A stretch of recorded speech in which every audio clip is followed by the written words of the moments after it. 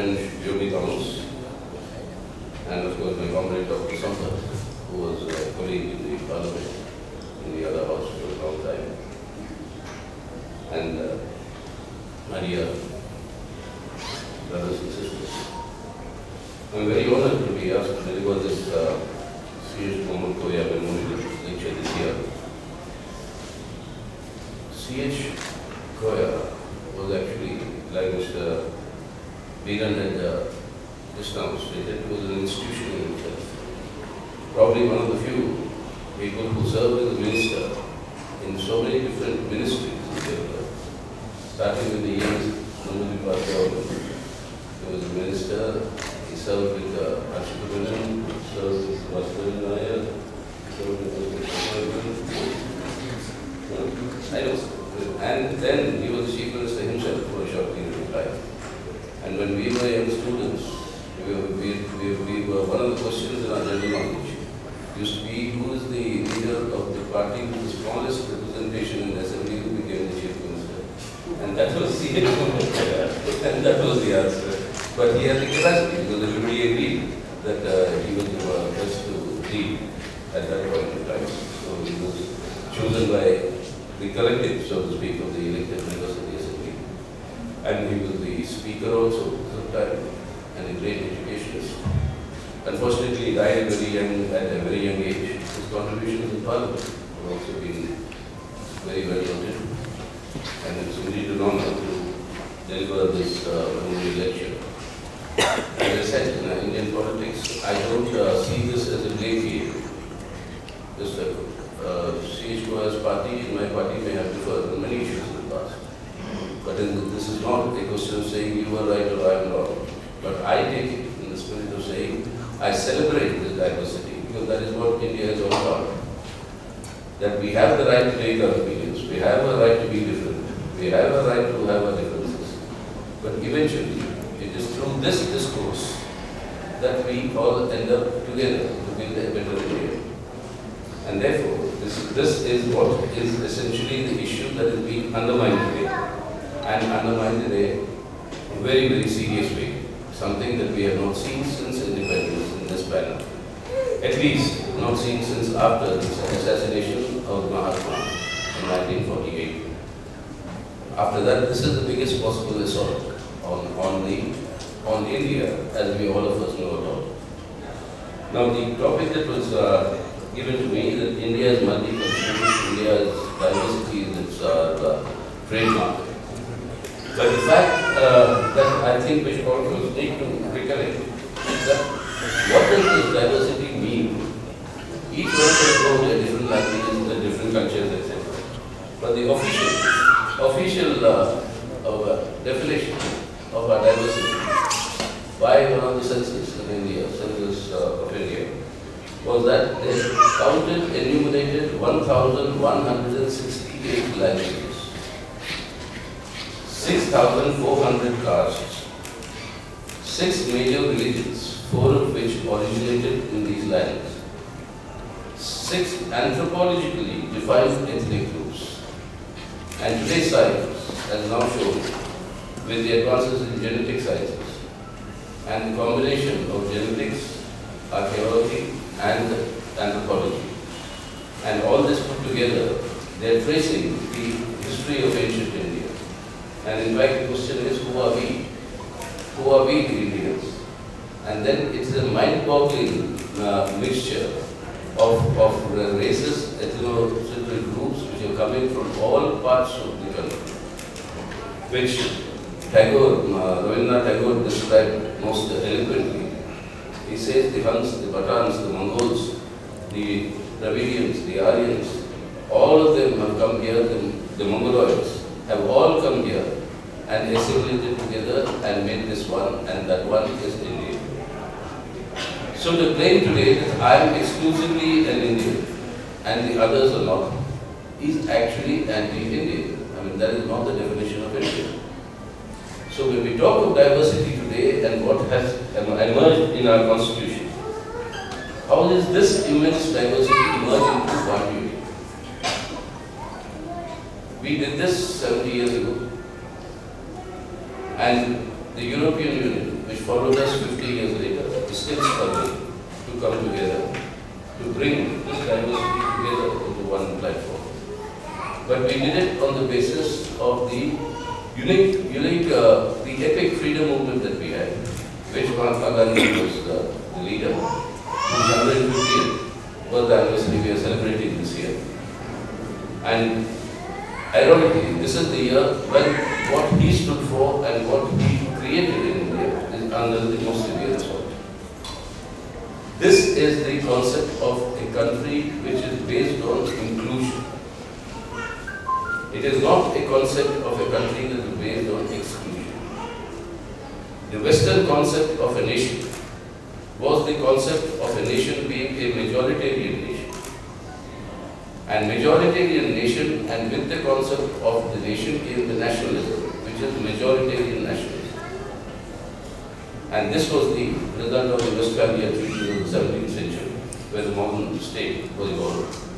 But quite contrary to that, evolved the concept of the state in India, where the freedom movement asserted the unity of all this entire diversity and brought it together into one, where we spoke of inclusion and not the exclusion of the minorities.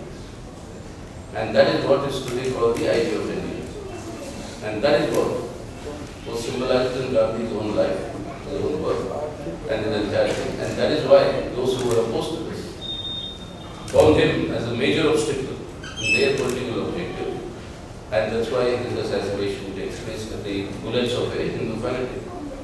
Now, what was the objection? During the course of the freedom struggle, three streams emerged as what should be the character of independent India. One was the stream led by Mahatma Gandhi, the major stream in the freedom struggle, which said, given India's diversity, we can only be a secular democratic republic. The left, we said, yes, there is no question of not being a secular democratic republic, but we cannot stop there. We have to convert our political independence into the economic independence of our people. And that would mean this independent India, which is a secular democratic country, should continue the march towards socialism. As opposed to both these visions was a third vision, which had a twin expression. And this vision was that India should be defined on the basis of the religious affiliation of its people.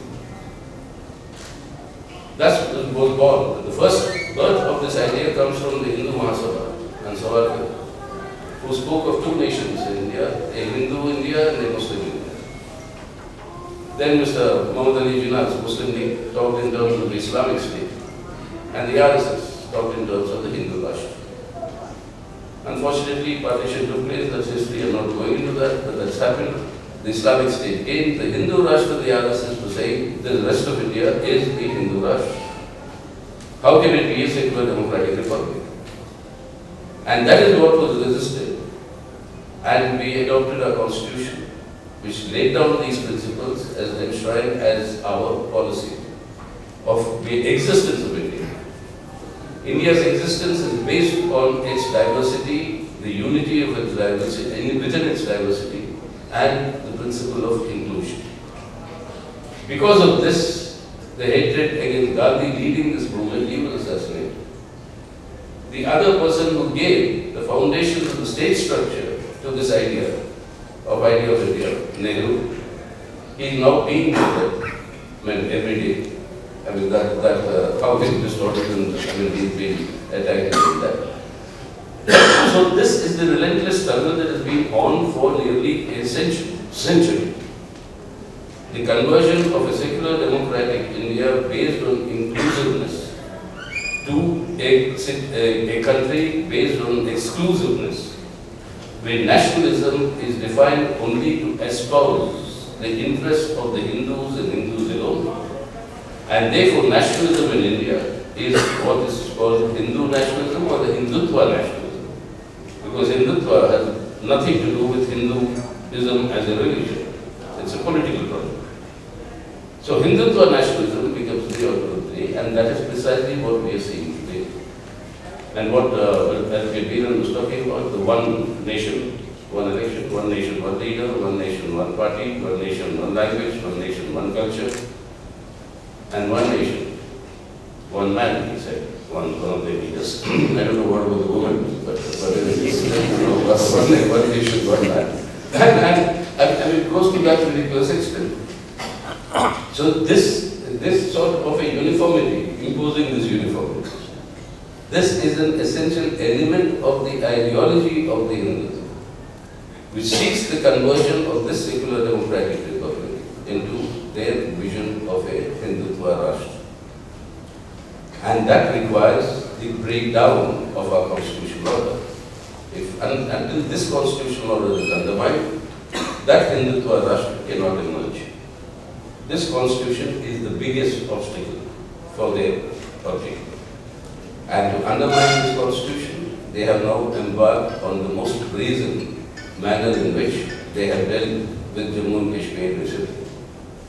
How with one stroke and the whole manipulation of our constitution, they have managed to they have managed to dismantle a state in the Union of India.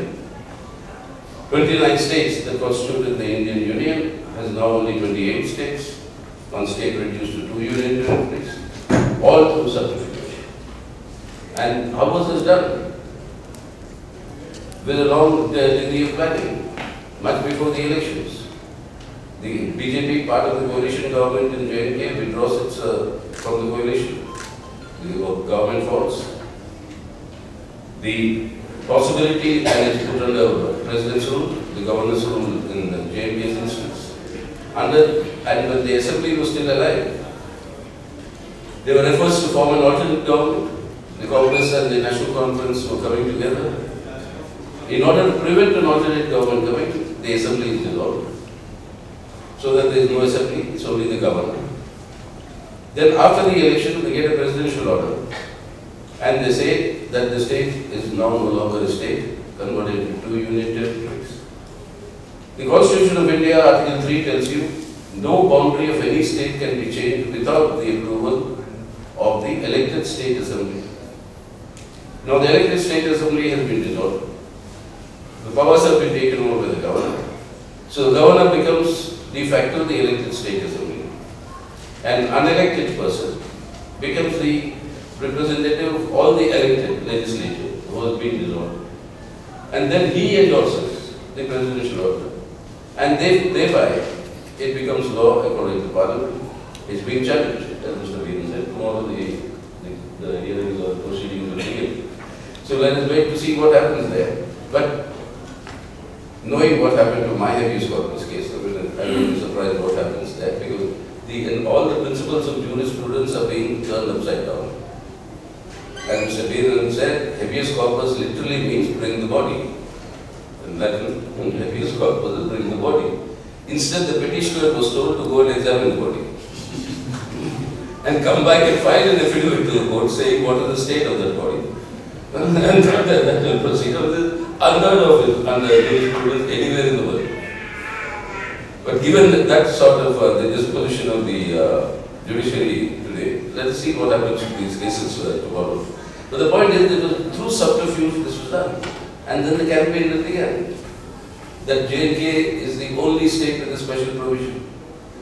A complete untruth. Article 370 has a history. The history was at the time of independence. All princely states were given by the Mountbatten Accord a choice to decide with whom to join. Most of them preferred to join the Indian Union. There were 3 princely states under dispute. That was Hyderabad under the Nizam. You had Junagadh under the Nawab. And then you had Jammu and Kashmir under Raja Hari Singh. The Dogra Empire, so to speak. The Junagadh and Hyderabad, very circumstantial, finally joined in India. And then Kashmir said that they want to be independent. So on 15th of August 1947, when India became independent, J&K was not part of India. It was only in October, when after independence of both Pakistan and India, when Pakistani raiders came to occupy Kashmir and to annex it to Pakistan, when they were on the outskirts of Srinagar, that's when the Raja panicked and writes to Mountbatten saying that please send the Indian army to protect me. Mountbatten talks to Nehru and he says, how can I send the army to some other country? It was then a country, J&K, unless it's part of my country or there's some treaties which were not there. So at that stage, the Raja agrees to sign the instrument of accession under condition of certain autonomy. What that autonomy would be was to be decided. Initially, it was only 3 subjects. That's communications, defense and foreign affairs. All the others would be dealt with by Jammu and Kashmir Assembly. But how it will work out finally was to be decided by the Constituent Assembly of Jammu and Kashmir. That was to be elected. And after that, the final provision would be incorporated in the Constitution. And therefore, till then, a temporary provision, that's why it's called the temporary provision in the Constitution of Article 370 was brought in place to facilitate the instrument of accession being signed by Hari Singh. So this was the circumstances in which it happened. After that, a series of betrayals by various governments. In all this, it was Sheikh Abdullah and the Muslim population of Kashmir and Jammu and Kashmir, who were very firm in saying that they do not want to join a theocratic Islamic State of Pakistan, but they would rather prefer to be part of a secular democratic India. And this was a choice because of what we call the Kashmiriyat, which is essentially Sufism, which is talks of accommodation and tolerance, etc. And they thought they were more comfortable with the secular democratic dispensation than with the theocratic dispensation. And Sheikh Abdullah was one who initially fought the Pakistani invaders. And therefore he emerged as the natural leader of the people of Jammu and Kashmir. So this entire history is obfuscated and said that only state with special provisions. And now we have removed the special provision, now India is truly independent. Everybody is united. We are united in India. And how we are united? People can go and buy land there. People can now marry Kashmiri girls. I think let them first, the Kashmiri girl agree to marry you. You can marry this girl. No, anyway, all these nonsense apart. There are special provisions in the Constitution, Article 37, apart from Article 37, there's 371. Then there's 371, A to I, A, B, C, D, E, F, G, H, I, that gives special provision to 12 other states or more. Actually, I have to count. 12 or more states in India, special provisions, including most of the Northeast, including Maharashtra, Gujarat, Goa, Andhra Pradesh, now Andhra and Telangana. All of them have special provisions. To say only J&K has special provisions, again, in total untruth. To say that now you can buy land in J&K, you can buy land anywhere in India, totally untruth. Today you can't buy land in Himachal Pradesh or Uttarakhand. Today you cannot buy land in all the scheduled areas which are called the tribal areas in the country under the schedule of the Constitution. So to say only in Jammu and Kashmir you can't buy land, again complete untruth.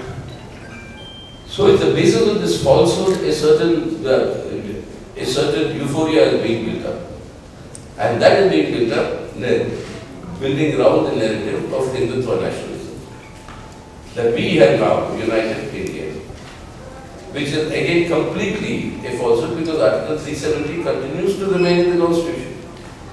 It is not operative for the state of Jammu and Kashmir because the state doesn't exist. They are two union territories now. And the danger in this lies that through this method of subterfuge, they can today declare any state or dissolve any state, any non-BJP ruled state. You can dismiss the government, administer the president's rule, hand over the charge to a governor appointed by you, bring in the presidential order, convert that state into the union territories, and then just dissolve the state. They have set a precedent which is completely unacceptable and completely undercuts the very foundation of our Constitution. And how did they do this? Before they actually moved into Kashmir, complete lockdown of the whole state, communication blackout, people told to pile up rations for 2-3 months. They've been sending some 50,000 odd troops, extra troops, and Kashmir today is the militarily the most concentrated region in the whole world. You send extra troops there, restrict movement. I mean, it's virtually under siege. And when I'm in Kashmir, 3 times I go, the 3rd time I successfully managed to enter and talk to Muhammad Koya, finally bring him to Delhi. And there, the people who finally start talking when the authorities are not there. Because they first said that the court order says you should go and meet Tariq and then go back to Delhi. So I said, we'll take you there, you meet him, and then we'll put you in a flight back. Then I said, no, I'll stay back tonight. Then I said, how can you stay back tonight? You see him, that's all the order says. No, the order says that he should be medically examined under my presence. So I said, where's the doctor? There's no doctor, they can't contact the doctor because phones are not working. So then we said, okay, stay back tomorrow. In the night, I put in a guest house. I was not allowed to stay at Tariq house. Take him to a guest house, not there. After a little while, everybody vanished. Then I learned that nobody can enter the guest house. No, I can't leave the guest house. And then the workers who were there, they was there since the 5th of August, staying in the guest house. I said, did you not go for your Eid also home? They said, no. Then I gave them the Eid, and they were also emotionally charged of all of that. And I said, then they started talking. And when they started talking, the whole apprehension that they were arguing over, is this the Israeli model? Is Modi employing the Israeli model of occupation of Palestinian lands? Is the Kashmir Valley going to be the Gaza Strip of India? Do we have to continuously go on protesting? Is that our future? Nobody has any answer to that. But this sort of a thing that is happening today is the assertion that it is happening simultaneously with many other things. One nation, one language, which they have announced. Then the Home Minister, every day he makes an announcement. And once he said, why do we need a multi-party system in India? It's a waste of money. The next question would be, why do you need democracy in India? It's a waste of money. Why do you need courts and judiciary in India? We know who the criminals are, so you take action against them. Why do you want any defense for them? And that is how every single institution is going to be eroded. One nation, one culture, one language was the RSS formula all along. And that is now extended to one leader, one party, one election. Everything is to be uniform, so it's a unitary state structure, not the federal state structure that our constitution has. This, what happened in Jammu and Kashmir, is a direct assault on federalism, on secularism, on democracy. All the fundamental pillars of our constitution. And alongside every other development that is taking place is also ominous. Look at the National Register of Citizens in Assam. This is part of the Assam Accord, specific only to Assam. And even in the NRC now, nearly 20 lakh people have been left out. People who have been born in India, who are second generation, third generation in India, they have been excluded because of some documentation, something not available. And then they have built these detention camps, to the concentration camps of the Hitler variety that we have seen. Now, with the people who have been left out of the NRC, a large number of them are Hindus also. So to them, what is the Home Minister saying? He said publicly in Assam, we will bring the Citizenship Amendment Bill. Now, Citizenship Amendment Bill, what does that amendment say? It says that all Hindus, Sikhs, Buddhists, Jainis who have come into India because of persecution from neighboring countries will be granted citizenship. It doesn't mention Muslims, it doesn't mention Christians. So all the Hindus whose names have been left out of the list, they said, don't worry, we'll give you citizenship. So all the Muslims whose names are go to the detention camps. Now Bangladesh is now said, if you are planning to send all these Muslims to Bangladesh, then you take back 1.5 crores of Indians who are living in Bangladesh. Now this is, it's sort of an issue, they don't know what they are playing with, it is impossible to handle. But that is their exact purpose. It's not, they don't want it to handle. They want to rouse these jingoistic passions. And now they have issued a gazette notification order saying that there will be a national population register. And the population register will begin enumeration in April 2020 and it will end by 30th September 2020, house to house enumeration. And there, the people will be marked saying doubtful citizens. Like in Assam, you had a D voter, that is doubtful voter. And the D voters or the D citizens will be the basis for establishing the NRC all over the country. Now, the national population register, the cutoff year is 1951. All those who have been here since 1951 are Indian citizens.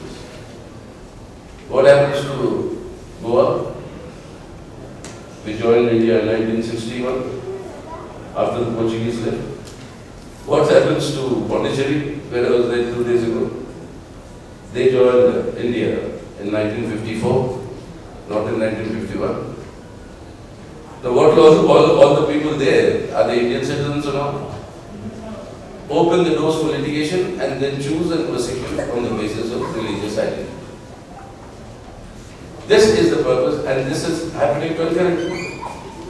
Kashmir, what they have done, what they are doing with the NRC and the Northeast, and on that basis, what they are bringing up. Why is it that there are so many special provisions for so many states? Why was J&K singled out? J&K was singled out because the only state in India which has a Muslim majority. And dismantling that is important ideologically and theoretically for their objective of converting the secular democratic republic into what they call their Hindutva Rashtra. And to espouse this, it is the rousing of Hindutva nationalism. And what is happening today is that there is a very firm corporate communal alliance that is coming into being. That is why, on the one hand, if you don't say Bharat Mata Ki Jai, you are not a patriot. When in the parliament I said, I will say Jai Hind, which is Netaji's slogan. Today, any security officer, you meet him outside, when he greets you, he says Jai Hind, sir. So Jai Hind is not all the same. He said, no, you have to only say Bharat Mata Ki Jai. But the Jai Hind is also become out. I said that in the parliament in front of Mr. Modi. I don't know if Yomi was covering that day. When Mr. Modi appeared for full page, front page ads of Jio network, Reliance network. So then he was there in the house coincidentally that day. So I got up and said, sir, you're changing our Indian, our freedom struggle's slogan of Jai Hind into Jio Hind. And that is what is happening now. Everything will go into this. So it is this alliance which is now defining. And the whole purpose is to convert our secular democratic republic into their version of a rapidly intolerant fascistic Hindutva Rashtra. That is the battle. And that is the battle that is there. And there the battle is between Hindutva nationalism or jingoistic Hindutva nationalism based on a communal polarization which is very, very rapidly made to go in a very sharp way. What is this whole talk of terrorism? The first 5 years of Mr. Modi's government, terrorism and terrorist attacks and activities quadrupled in the country. Security forces and civilians' loss of life was, it grew up in exponential terms. All the figures are there. Now they stopped giving those figures, the Home Ministry. But then what does this fight say that we are the only ones who can fight terrorism? What terrorism? We will fight parts-sponsored terrorism. All of us are fighting it, we have fought it, we will fight it. And whom have they detained in Jammu and Kashmir? Muhammad Yusuf Tariq. on whom 3 murders to take his life were made by the terrorists which he escaped. But 3 of his family members were killed by the terrorists. For 24 years, he's been winning from a constituency in Anantnag district that is the hotbed of terrorism. The people are voting for him because he fights these terrorist forces and stands up for the people of Kashmir. They are the ones who are under arrest. So this fight against terrorism was also going to try and whip up communal passions between Hindu and Muslim. A Muslim Pakistan, a Hindu India. Fight against terrorism is between Hindu Jingoism and the Muslim. And in this way, the hate that they are spreading is actually consuming our society's unity and integrity. That is why to all our sensible people today, when they say that Sardar Patel was allowed to do in Kashmir what he did in Hyderabad, then the situation would not have been what it is. All that distortion of history I'm not going into. But remember, it was the Sardar who banned the RSS after Mahatma's assassination. And what did he say in the communique drafted by him? The politics of hate and the politics of violence, the atmosphere of hate and violence been perpetuated by the sun has taken the lives of many innocent people, the most precious of them being Gandhiji himself. And on that basis of that communique, he banned the RSS. Now they say that he is their hero. Now how the history is being distorted and changing, and you are all young students, you will have to now combat this, because what is happening is that this is an assault on rationalism. Rationality tells you if you do not understand something, you seek the answer. Irrationality tells you that if you don't understand something, the supernatural, we will inform you. That is, it is Modi and Shah will inform you what you will not understand, and what they will inform you is the truth. So that is why institutional higher educations are under attack, universities are under attack, everyone is under attack. So eliminate rational discourse. And if you eliminate rational discourse, the idea of India doesn't remain. And that is why you youngsters will have to, this is the India you will inherit. We are now senior citizens passing out of our prime.